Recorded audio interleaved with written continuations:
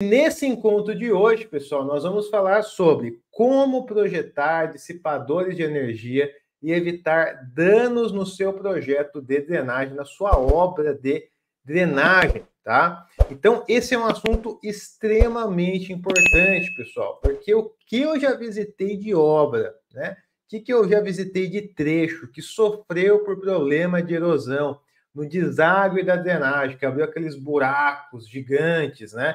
Que vai solapando ali a nossa rede de drenagem, não é brincadeira, tá? Muitos e muitos casos que poderiam ser evitados, tá? Poderiam ser evitados, ok? E isso que a gente vai ver nessa aula de hoje, beleza? Eu vou colocar aqui justamente o nosso tema dividido em 5 etapas, tá?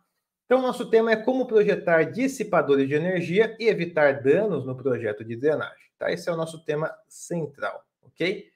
E eu dividi em 5 etapas para a gente ir entendendo cada vez mais esse processo. A primeira etapa é o que são dissipadores de energia, né? Talvez você nunca tenha trabalhado ainda com um dissipador de energia. Talvez você nunca tenha dimensionado, projetado um dissipador de energia.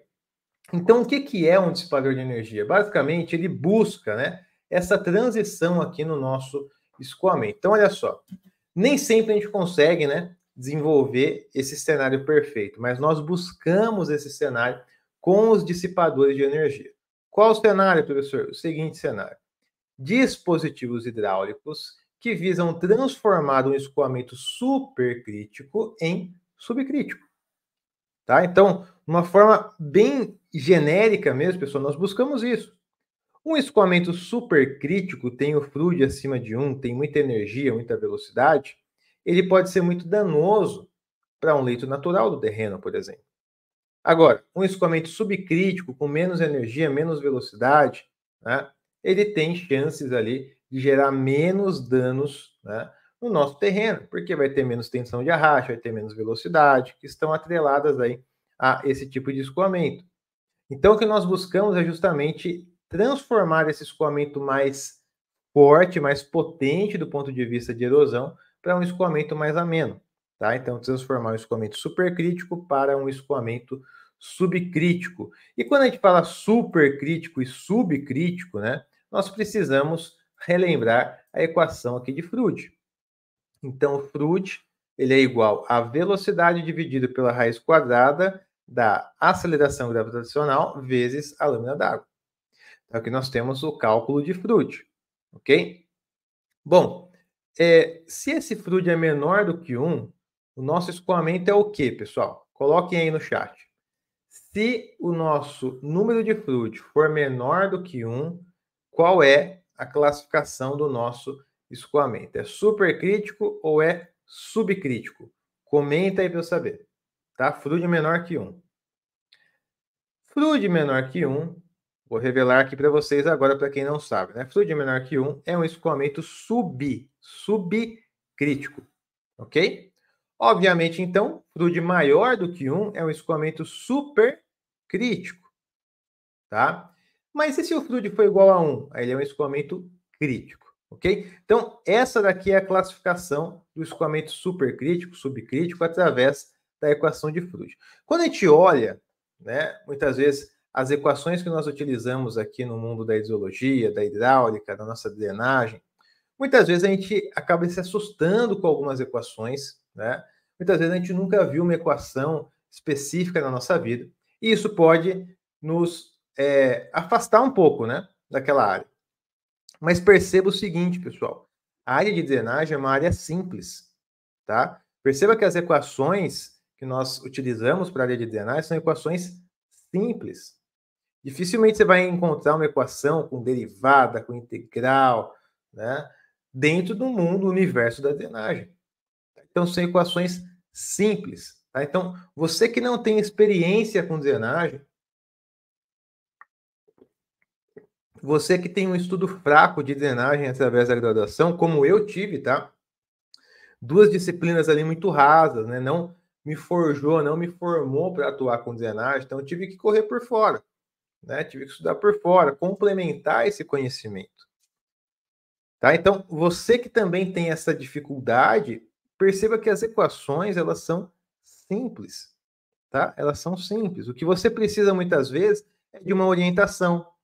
O que você precisa muitas vezes é de um feedback. Olha, estou fazendo certo, estou fazendo errado, né? Ou uma orientação, vai por aqui, vai por ali, né? E isso, sim, né? Mas as equações em si, elas realmente são extremamente simples, tá? Então, uma orientação de onde utilizar cada equação, né? Quais são as faixas de validação de cada equação? Por que usar uma equação, não usar outra? Isso sim, tem uma orientação, tem uma instrução, né? Para você ter essa clareza. Mas, de novo, quando eu volto a olhar para as equações, elas são simples. E muitas vezes a gente se pega nisso, né? Olha, fazer um projeto de drenagem, mas é muito complexo, mexer com água, meu pai do céu, muitas equações, é muito... Não, pessoal, as equações realmente elas são simples, e quando você domina as equações, né, tudo clareia na sua visão, né? Porque você consegue ver que realmente é simples, você consegue aplicar isso na prática, desenvolver o projeto, as suas consultorias e começar a faturar nessa área. Essa mudança de mentalidade, de visão, acontece muito com os nossos alunos, por exemplo. Muitos alunos chegam até nós com uma dificuldade tremenda de entender a drenagem, de conseguir replicar aquilo na prática, né? Acham que é muito complexo, muito complicado, mas depois que passam, né, por um banho de didática, que é o que a gente gosta de fazer, né? Didática, brutalmente didática, né? É colocar na nossa linguagem, a pessoa consegue entender e a partir daí ela realmente fala, era só isso, né? Era só isso. Sabe quando alguém tenta te explicar uma coisa, tenta, você não entende, chega uma terceira pessoa e fala, é isso, e você entende. É a didática. A didática é muito importante para o nosso aprendizado, tá? Vou mostrar até um exemplo para vocês de um caso aqui de uma aluna, né, que tinha muita dificuldade de aprender, né, sobre sistemas de drenagem. Mas hoje ela já fatura aí na ordem de 30 mil reais para cada projeto. Ela fatura cerca de 3 projetos no mês. Então faz as contas aí, né? Então, saindo ali do quase que absoluto zero, porque a formação dela na graduação nessa área também foi fraca, com muita dificuldade, muitas lacunas abertas, muitas inseguranças, mas partindo desse cenário e chegando até esse faturamento médio de 90 mil reais no mês. Dá uma olhada, pessoal. Não dominava absolutamente nada, eu olhava, ficava assim, ansiava por um conhecimento, uma didática melhor, que é igual o professor falava, né? Você vê aquelas fórmulas você fica, né, desesperada, e quando você vai destrinchar da maneira didática que ele apresenta, você vê que não é um bicho de sete cabeças, que é muito fácil, muito tranquilo para trabalhar. De uma maneira fácil para o entendimento e mais fácil ainda para o desenvolvimento dos projetos novos. Eu falaria para você que eu não entrego um projeto executivo, eu não entrego ele por menos de 30 mil reais. Um projeto, certo? E aqui no escritório a gente costuma fazer uma média de 3 projetos por mês. Olha só, pessoal, como eu relatei, né? Talvez seja a sua situação agora, né? Ainda com muito receio de atuar com drenagem, não sabe se vai dar certo, se não vai, tem dificuldade de entender as equações, a prática, né? Mas é o mesmo cenário, né? Que eu estive um dia, que a Rosane esteve um dia, né? Que hoje ela está faturando alto nesse mercado, né? Então, eu queria realmente abrir essa oportunidade na sua cabeça, porque isso daqui realmente pode mudar a sua trajetória profissional, ok?